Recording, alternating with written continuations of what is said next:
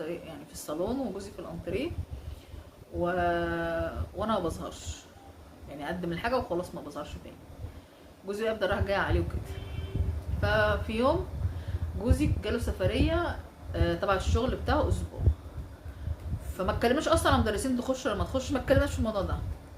فالمدرس جه فلقينا في المطبخ، فلقيته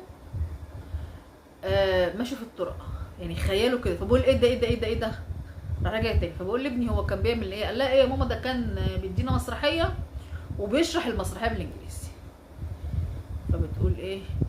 قلت ماشي.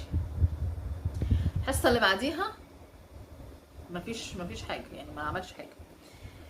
ف يعني جه حصتين بعد الموضوع ده، وانا بروق الريسبشن فلقيت شنطه سودا، فراح لقيت ابني بيقول لي ماما تفتحي الشنطه دي مش بتاعتنا. قلت له بتاعت مين؟ قال لها ده المستر قال لي خليها عندكم وانا هبقى اخدها. فرحت له، رحت زعقت له، قلت له مش تقول لي ان في حاجه في البيت، يمكن جايب لنا مصيبه ولا جايب لنا حاجه، شايل عندنا حاجه مش تفهمني. قال لا يا ماما ما ينفعش، هو قال شيلوا حاجه دي عندكم فانت بتفتحي. قلت له لا هاتها لي. فبتقول لقيت فيها قميص نوم. فبتقول لا ده كده بقى ايه، الموضوع دخل في عوق. فبيقول لها، فبتقول لها تقول لجوزي. فانا بكلم اختي بقول لها ده في كذا كذا كذا. قالت لها يمكن ايه جايبه لمراته ونسيه عندكم او هيجي ياخده. فبتقول لا حسيت من نظراته وكده ان هو مش كويس، وهو جه 3 مرات وجوزي مش موجود. فبعد ما جوزي جه فبيقول له ايه، بيتكلم ابني يعني، بيقول له معلش ان انا يا حبيبي حرمتك ايه من الدرس وكده، دروس وكده، وانت عندك تقييمات وكده. فقلت له حرمته ليه؟ لا المدرس كان بيجي. قال لها ايه اللي جابه؟ انا مش قلت لك ما حدش يخش وانا مش موجود؟ قلت له احنا ما اتكلمناش في الموضوع ده.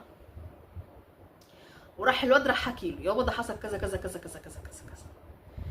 قال لها انت بقى ايه رايك؟ فبتقول له ما حصلش حاجه. قال لها يعني ما حصلش حاجه؟ ما يمكن هو قليل ادب وبيرمي كعب.